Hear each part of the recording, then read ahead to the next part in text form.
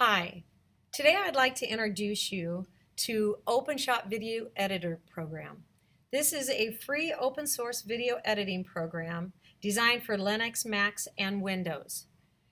This is an easy to download program where you can do something as simple as editing slideshows with pictures like we're going to do today, or full out video editing with a lot of effects that some people really enjoy putting together.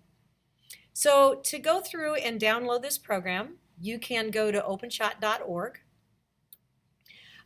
You've got two different options. You can either hit this nice blue button right here or go up to the download button up here.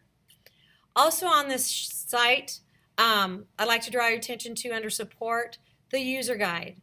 The user guide has a lot of features that will take you step by step, whether you're going to do photos, whether you're going to do video, just some great step-by-step tools if you would like to do more with this.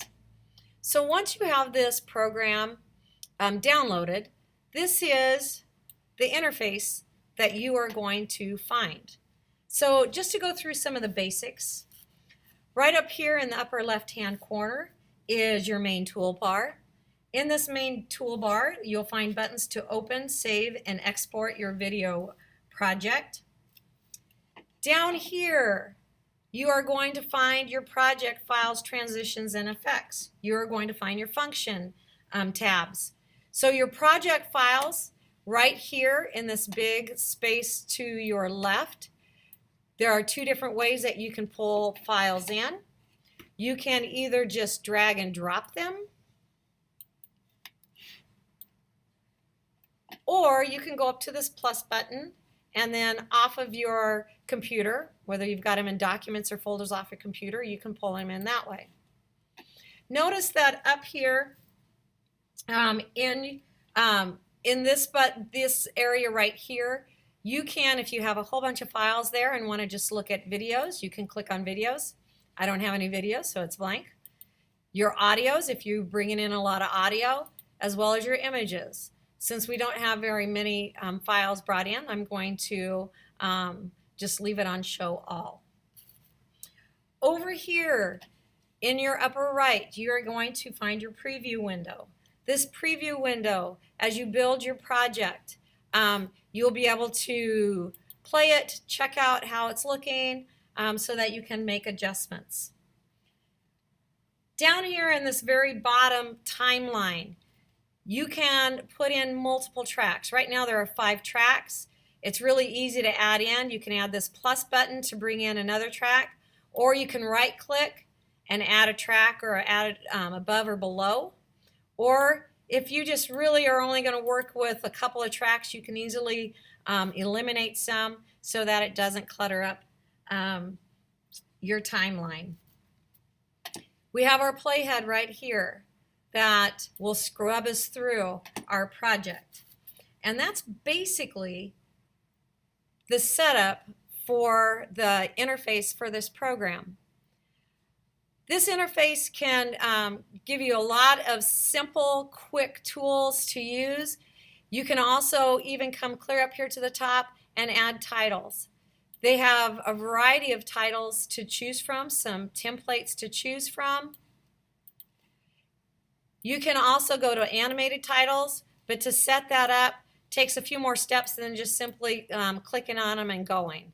So let's just go to a basic title for right now so that we can start at the beginning of our project. This is not like some of the programs that I've worked with before. Final Cut, you can just simply drag and drop in. You can't just simply drag and drop in. It doesn't work. What you have to do is go through and actually create a file. So if you don't want to actually put a title name, a file name to it, that's fine. But let's say I want to go through and create this bubble title page. I can go through and change the font if I want to. Here's all my options for fonts. I can change the size. I can pretty much do anything I want to do with that. So maybe I want to make that a little bit bigger. Didn't change it too much, did it? I can change my color as well as my background color. Right now it's black. I could change it to blue. When I save this, this title saves over with my other project files, so that when I go through and drop that in, I can just simply drop that in. You're going to find also that when you're bringing in your pictures, it's not automatically going to snap to the previous file. Wherever you drag and drop, that's where it's going to land and stay. So that's something to keep in mind. Now, as you build your project, if you're working with titles or slides, it will default to 10-second long files. So if you're wanting to go through and shorten them, that's something that you may want to do. Like I said, these are all defaulting to 4 seconds. If you right-click on a file, you are going to see a lot of different options here. If you don't want to mess with transitions, you can go and actually create a transition to fade at the start of the clip, fade at the end of the clip, fast or slow. Also your time, you can reset the time of it if you like to reset the time. But there's a lot of different properties here that you can use. Okay, let's talk a little bit about transitions. Transitions are not similar to some of the programs I've worked with.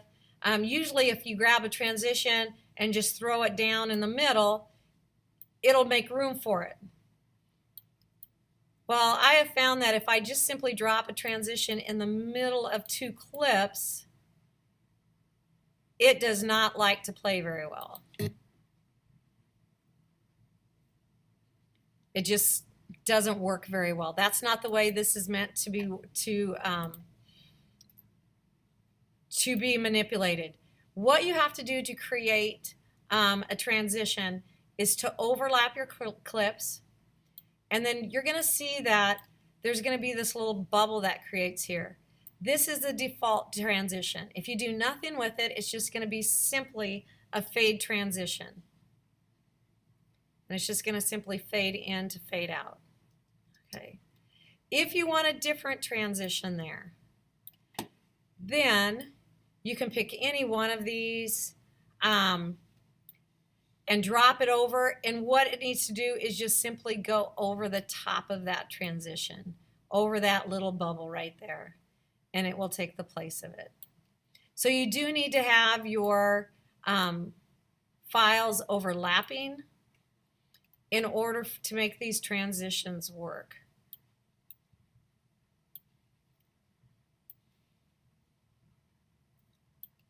Okay.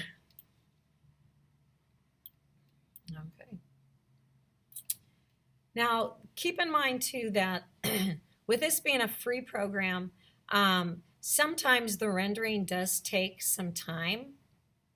So keep that in mind, because I have found that when I go through and preview it, it's kind of jumpy, it's kind of glitchy a little bit. But then if I actually share it and then watch it after it's been shared, the transitions do go a little bit smoother. Okay. So this is basically the basics of dropping in files. You can also go back and add your music as well. And again, I have found too that on my computer, when I try to put in music, because of the rendering, when it hits the transitions, it can get a little glitchy. But when I have shared it and watched it, those take care of itself. So if I play my little project,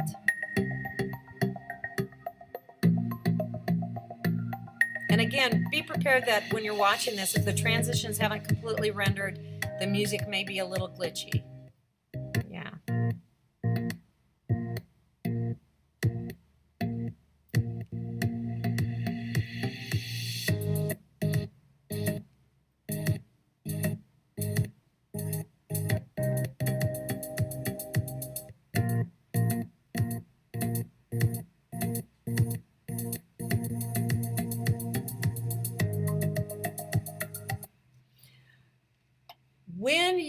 if you want to, check that out for yourself, you do have this export video. I am just going to simply save it to my desktop. Title it Practice and export. To save a little bit of time, I went ahead and exported it. It only took probably about a minute to export that project. It landed on my desktop, and just to give you an idea of my final project, this is what it would look like.